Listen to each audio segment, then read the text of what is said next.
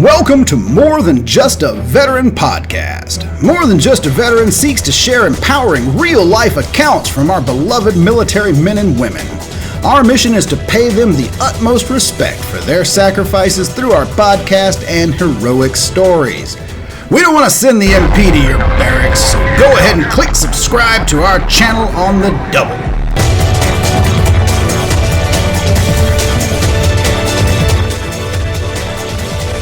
And now, without further ado, here is the Chief of Operations, Katrina Presco. Greetings, everyone, and welcome to More Than Just a Veteran. I am excited to introduce episode number 4 with Tech Sergeant Carrie Watkins and Master Sergeant Amy Walton Pope. Today, we are going to talk about what it's like to serve in the Air Force for females and hear lots of really great stories. This podcast was recorded live from the American Legion Post 69 in Springfield, Missouri. We apologize for a little bit of technical difficulties, but overall felt it was worthy of posting. Be sure to stick around at the end of the video to watch some special footage about the EC-135 Looking Glass plane. God bless our United States military, and thank you for your service. Enjoy.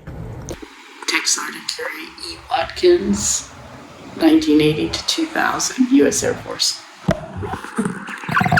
Amy Walton, retired Master Sergeant, served from 1980 to 2006, U.S. Air Force. So how did you guys get into the military? My great-grandfather came over from Austria after they escaped. He earned this citizenship for our family. He brought freedom to us. And since that time, I didn't say this before, but I'll say this now. He served World War I and World War II. 10 of my family members served World War II. Well, 9 in Europe, 1 in the Pacific. My grandmother and her 2 sisters were the crane operators in the Bethlehem Steel Plant in Bethlehem, Pennsylvania. And my great-grandmother took care of 21 children on the farm while the men were deployed and the women worked. So we've served Korea, we've served Vietnam, and we've served up until now. I mean, we're still serving, and so it was just part of my life. It was a choice I made. Excuse me, because our country has to stay free, and that's why I joined. Amy? Mine probably wasn't as patriotic as Carrie's.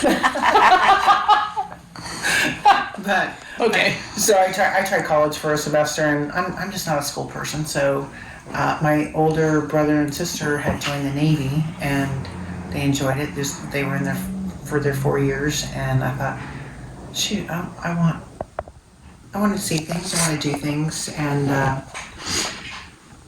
so I originally wanted to join the Coast Guard. The recruiter was never there in my hometown of El Paso, so I ended up going to the Air Force, and thought I was going to stay for 4 years, and stayed for 26, and loved every minute of it. Wow, great. And tell us if you've been in any combat wars, either of you? Well, were you there when Libya started? I wasn't in England. No. No. Okay, What year was that? 86. I was still at Ellsworth. Yeah. Well, I participated in that, but I was a woman, and so you weren't participating in that. Yeah. You couldn't do combat. No, and I wear a ribbon on my chest. I don't have my ribbons with me, but I wear a ribbon on my chest instead of Air Force. It's Navy Medal of meritorious service or something like that. It was Navy Marines ribbon, and I'm like, why can't we be there? I mean, I just remember the commander saying, what the hell is she doing here? You know, she can't be here. So, and then I went into SAC Underground. I didn't participate in country, but I went into SAC Underground 5 days prior to Desert Shield Storm and came out 2 weeks after.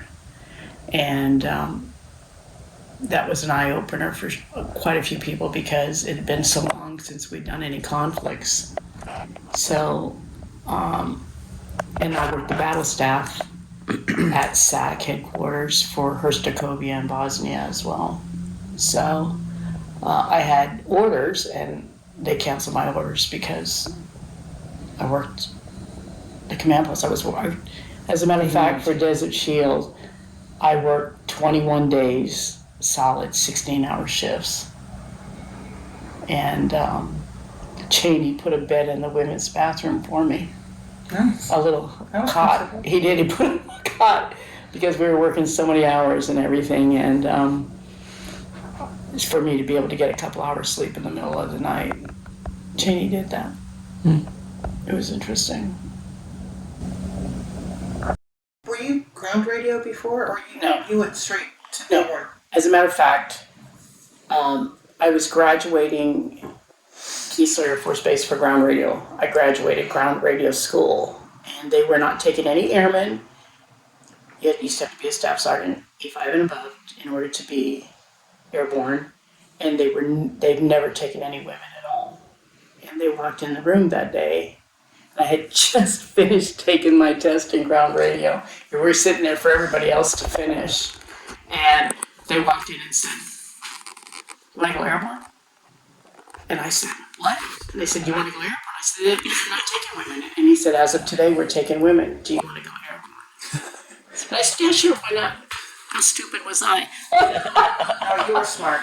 I mean, I was smart, but I mean, to be in that first group was atrocious. And an airman, because you used to have to be a staff sergeant. And when I went in, the animosity was horrible. Oh, the animosity. You can't do this, you can't do that. We're not going to pass you. I won't mention any names, but you know him very well. Looked at me and said, "You ain't passing." And we're really good friends to this day, because I passed. Awesome. So we worked on the aircrafts, on the EC-135s. And my first assignment was in Rapid City, South Dakota, at Ellsworth Air Force Base. It was just different back then too. I mean, it was just like women's lib had been around for a while and stuff, but women were starting to get into fields that they weren't allowed in before, and to be like a pioneer in that, which Carrie was. What year was that? 1980. 80s. Yeah, I didn't start flying.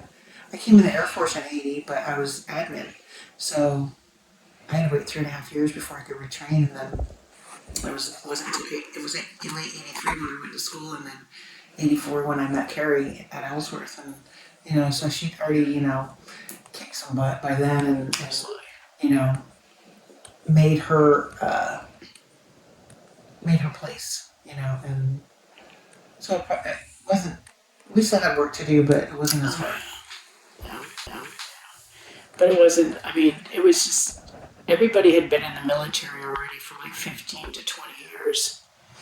And so for one person to come in, not even serve 6 months and go airborne, and then make it a woman, well, hell. You didn't pay your dues yet. I hadn't paid my dues to go airborne. Yeah. Interesting time in history for the military, I think, because it was 1980, and there was, 2 years before that, women were released from the military if they got pregnant. There was no questions asked. Mike Hummel, that's how Jackie got out of the military. She didn't have a choice. Well, I think during my time, it was the woman's choice whether she stayed in or got out. But yeah, it was like easy. It was a change in times, and quite a few times, that, because like I said, Jackie, she had wanted to stay, but they told her no. You're gone, And so it was just building in that aspect. And at that time, I'm not sure that the enlisted force was as strong as it was in the later 80s. In the beginning of the 80s, there weren't as many people enlisting as what later times brought. Right. I don't know. I think I got better after that lovely pay raise from Reagan. Reagan gave us a great pay raise. That was the first time in a long time that we received a pay raise. But, and then survival school. Did you have any problems in survival school? You can edit this out, but what did they make us say? The Academic situation? No. The indecent. No, the. God dang it! I always remember it. When we were in the POW camp and we were in our cells, the ignorant whore is decent, sir. And the ignorant whore, is that what you said? I was bitch 99's ready, sir. that was my nickname. I always said that if I ever opened a bar, it was gonna be called bitch 99. Awesome. That would be great. Yeah. So. Awesome. Yeah, because we had to go to survival school, and that was a very interesting experience. How many were in your class? I honestly don't remember. There were 4 in ours. 4 in your class or 4 in your element? 4 in the 200. Oh, you mean women? 4 women in ours. One of my instructors was a female. Yeah, we had 4. I was like in one of the first ones. They did not. But I didn't go until. So Roy and I got orders in '88, to England, and we left. And I knew from your experience that I was supposed to have survival school before I left, because I remember you had to go before you left. Yeah. When I was processing CBPO, they didn't say, "Oh, you got to go to survival school before you go to England." So I didn't say anything because I had a kid, my husband, we had joint spouse, and I didn't want to go to survival school because they were kind of short notice, and I was like, screw that shit, So I get over to England, and I'm in the initial life support class, and the instructor, she's like, okay, write down your survival school dates, your water survival, your land survival, and I was like, excuse me, I haven't been. She said, what? And I said, I haven't been. She said, you can't be here. Yeah, because it was over water, and stuff like that. So if you had to ditch the aircraft, it was mandatory. It was mandatory that you had survival, or if you were shot down, it was mandatory you had survival school. You had to wear certain patches, and they knew what. It was just crazy. So they had to get a waiver for me. So you got a waiver? So they had to get a waiver, and no, I went. So we got there in March, April of '88. You're a wuss. And then I went to survival school like a year later. Yeah, that was fun. Did they give you a baby? No. They gave me a baby when I got there to survival school, when they captured us. Everybody gets captured. And they gave me a baby. And it was just, because I was like one of the first women to go through survival school. And at that time, it was a joint. It wasn't just the Air Force. When I went, the Marines, the Army, and Navy were with me in that and everything. So that was an experience from hell. But I think it just makes it stronger. I just kept telling the girl next door to me, shut up. You'll be all right. Shut up. You'll be all right. They can't make you do everything. Think. I had talked to so many people. So many people knew I was going, and they had, well, don't do this, or don't do this, do this, or don't do that, And it wasn't that difficult for me. I mean, it was, it because I knew it was a game. It was training, they do try and make it as real as possible, but I hated the cold.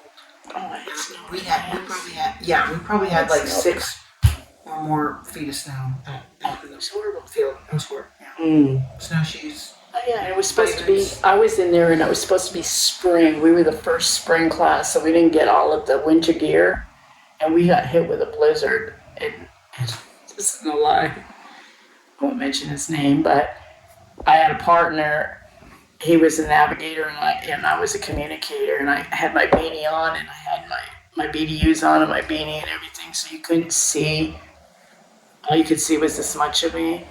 And they had set a big fire up for us, and they had made coffee, which they didn't do because we didn't have the winter gear, so they wanted to make sure we were safe. And they're saying, there's 4 women here somewhere, and he's like, not with us, and he's grabbing me. And I stayed in his tent that night because it was so cold. Wow. And I don't think they ever realized that, but they probably realized that I was somewhere amongst them, but it was just so friggin' cold. It was just cold. And so we were in the mountains. Wow. Yeah. It was pretty neat though, but I mean, I thanked him. We both slept comfortably. I mean, we didn't sleep together. We slept together in a tent, but yeah. Body. It was, As a civilian, what can we do to help honor our military? I'll let Amy take this one. Oh, Right off the bat. no, that's you. No. You know me. I'm very active, so. I know. I'm So you very should active. speak to it.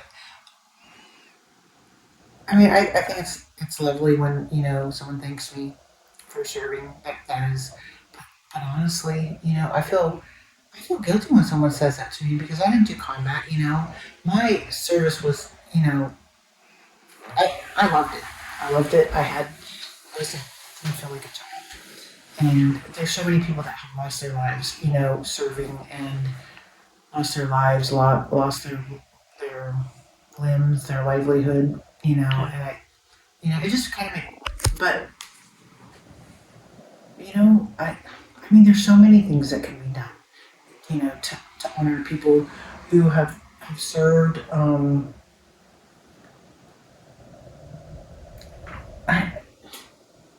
there's so much. I don't even know where to start, donate to a Legion, an American Legion, a VFW, volunteer at the VA. Well, there's so many organizations out there that help veterans, and a lot of them help veterans who are struggling, and there are a lot of veterans who struggle. So, Carrie, take it over. Carrie's. I'm 100% disabled veteran. And when I got out of the military, I hid for 10 years. I'll be honest with you. I hid for 10 years. I didn't even know that I had a problem. And then one day I heard a woman say, "Oh, that's that crazy lady." And so I went and got help finally. And then after I got help, my sons both said to me, "Now we understand. We didn't realize what was going on." And I think that's you. I mean, you don't know what's going on with the people's lives. And I believe in positivity. I don't really feel like I have a negative bone in my body, do I? We all do. I mean, we all have our moments, but not overall. No, I'm not. And so my biggest gripe in the system, and this is it, and I'll say it, is the negativity that we produce as veterans to our younger forces is hurtful. Now, we have some generations that deserve to be negative, but you have to turn it around. Right. My brother's dead because of Vietnam. So the negativity, I could have that negativity. I was on that phone call when they told us he was MIA. So I have reasons to be bitter about military because of what was done and how it was done and everything else. And like I said, I'm 100% disabled veteran. I have very good reasons to be negative. But how is that going to help you?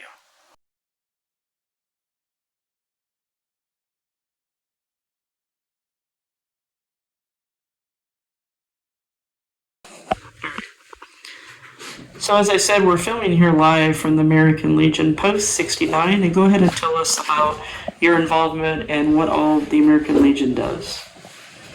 Well, I'm the service officer here, and so I make sure that all of our veterans are informed on our local bills, our national bills, and I make sure that I know our VSOs, Veterans Service Officer, at our local VAs or where we can get our proper information from the hospitals and everything else.